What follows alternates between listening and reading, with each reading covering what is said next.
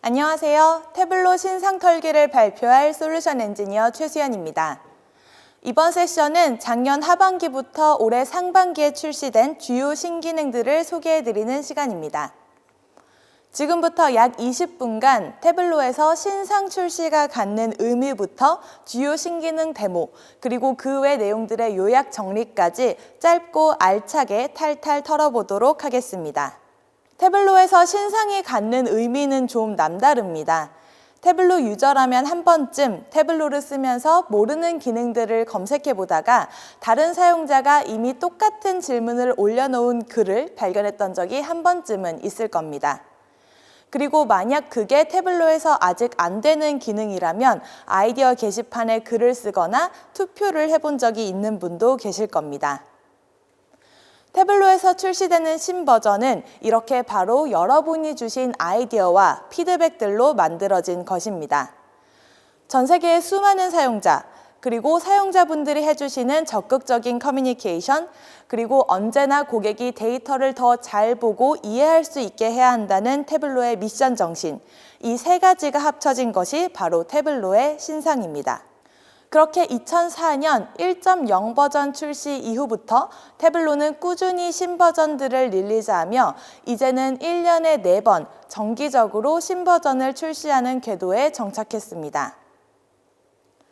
그렇다면 가장 최근에는 어떤 신기능들이 발표되었을까요? 이번에도 역시 그동안 태블로 사용자들이 너무나도 원했던 기능들이 정말 많이 발표되었는데요. 그중 한국 사용자들이 가장 좋아할 만한 기능들 몇 가지를 소개해 보겠습니다. 먼저 태블로 프랩부터 살펴볼까요? 프랩의 흐름 출력 결과를 이제는 엑셀 파일 형식으로도 출력할 수 있게 되었습니다. 태블로 프랩에서 흐름을 통해 정지한 데이터를 출력할 수 있는 형식에는 총 3가지 옵션이 있습니다. 파일로 저장하거나 태블로 서버에 데이터 원본으로 게시하거나 혹은 작년에 새롭게 추가된 기능인 데이터베이스에 테이블로 생성하는 옵션, 이렇게 3가지가 있는데요. 그중 파일로 저장하는 옵션에 기존에는 하이퍼와 CSV 파일 형식만 지원했었습니다. 하지만 2021.1 버전부터 이제는 엑셀 형식도 추가되었습니다. 원하는 위치와 원하는 파일명을 정하고 워크시트를 선택하거나 새롭게 추가합니다. 쓰기 옵션에는 새롭게 테이블을 만들거나 아니면 기존에 존재하는 테이블에 새롭게 행을 추가하거나 아니면 데이터 바꾸기를 선택할 수가 있어서 원하는 옵션을 선택하시면 됩니다. 그리고 추출을 실행하면 해당 위치에 이제는 XLSX 형식의 데이터가 출력되게 됩니다.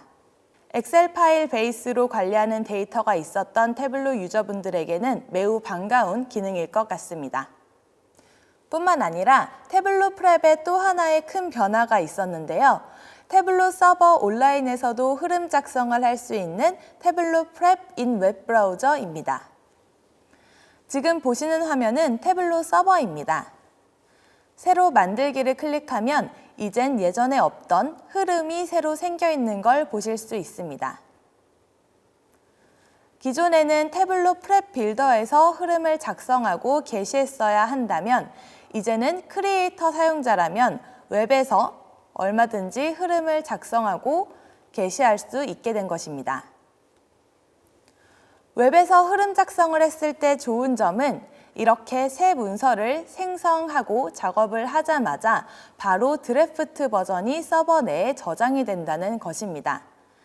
따로 저장을 하지 않고 해당 프로젝트로 돌아가 보면 이렇게 드래프트 버전이 자동으로 생성되어 있는 걸 보실 수 있습니다.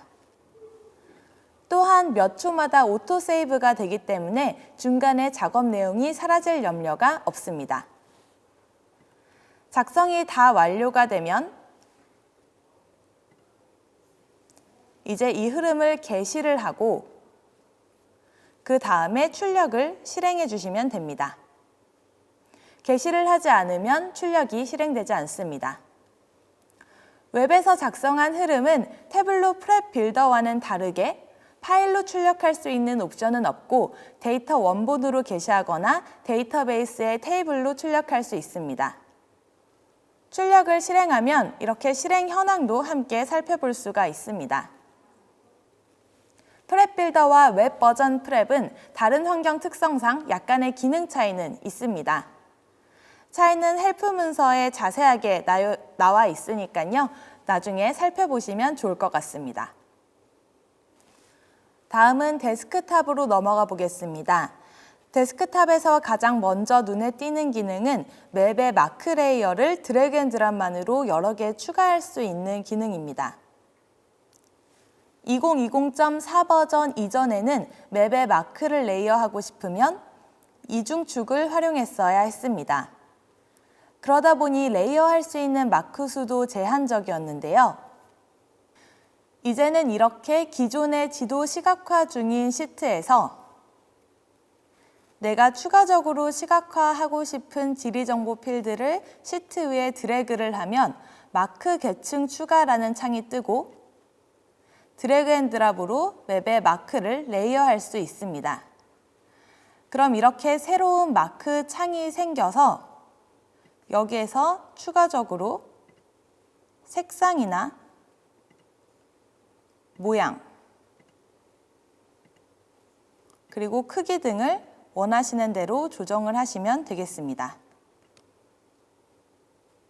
좋은 점은 이렇게 계속해서 마크를 레이어할 수 있다는 건데요. 마찬가지로 이번에는 또 다른 유형의 지리 정보를 가져다 놓고 마찬가지로 색상과 모양 등을 원하는 대로 바꿔주도록 하겠습니다. 그리고 이 마크 같은 경우에는 우측의 이 화살표를 통해서 아래로 이동을 할 수도 있고 드래그 앤 드랍을 통해서 아래로 이동을 할 수도 있습니다. 저는 여기에 이제 버퍼 함수를 통해 만든 필드까지 드래그 앤 드랍을 해서 특정 지점 중심으로 3km 반경에 있는 마크들을 살펴볼 수 있도록 하겠습니다. 이렇게 겹친 여러 개의 마크들 중 마냥 배경 이미지처럼만 활용하고 싶은 그런 클릭은 할 수 없게끔 비활성화하고 싶은 마크가 있다면 오른쪽 화살표를 클릭을 하시고 선택 사용 안함을 선택을 하시면 이제 배경 이미지처럼만 작동하는 마크가 됩니다. 그리고 마크 왼쪽에 이 눈동자 모양 아이콘을 클릭하면 지도에서 해당 마크가 보이지 않게 하는 것도 가능합니다. 태블로의 지리정보 시각화 기능이 한층 강화될 수 있는 신기능 업데이트였는데요. 태블로 유저분들이 앞으로 이 기능을 활용해 얼마나 더 멋진 지도 시각화들을 만들어내실지 벌써부터 기대가 됩니다. LOD 계산식은 태블로 초급자들이 처음 맞닥뜨리는 난관이죠. 하지만 한번 이해하고 나면 그 어느 계산식보다 활용성이 높은 계산식이기도 합니다. 그래서 태블로는 이 LOD를 쉽게 만들 수 있도록 퀵 LOD 기능을 추가했습니다. LOD를 사용하면 이렇게 측정값이 특정 차원값 기준으로 고정되도록 집계 수준을 정해줄 수 있습니다. 과거에는 다른 계산식과 마찬가지로 계산된 필드를 생성해서 직접 LOD 계산식을 만들었어야 했습니다. 하지만 이제는 LOD를 작성할 때 계산된 필드를 생성하지 않고 내가 계산하고 싶은 측정값과 기준이 되는 필드를 동시에 선택을 한 다음에 마우스 오른쪽 버튼을 클릭하면 이렇게 만들기 안에 LOD 계산이라는 버튼이 생겨난 걸 볼 수가 있습니다. 이걸 클릭하면 가장 많이 쓰이는 LOD 문법인 픽스드 계산식을 자동으로 생성해 줍니다. 아니면 단순히 필드 위로 커맨드나 컨트롤 키를 누른 상태에서 드래그 앤 드랍해서 가져다 놓아도 이렇게 픽스드 LOD가 자동 완성됩니다. LOD를 처음 사용하시는 분들은 낯설 수 있는 문법이 자동 완성되기 때문에 매우 편리한 기능이 될 것 같고요. 자주 LOD를 쓰시는 분들은 반복적이고 수고로운 작업을 좀 쉽게 하실 수 있게 되는 좋은 신기능 업데이트인 것 같습니다. 그 외에도 태블로 플랫폼 전반적인 부분에 걸쳐 굉장히 많은 업데이트들이 있었습니다. 그중 몇 가지를 더 소개해 드리도록 하겠습니다. 첫 번째는 태블로 서버 온라인 알림 기능 부분입니다.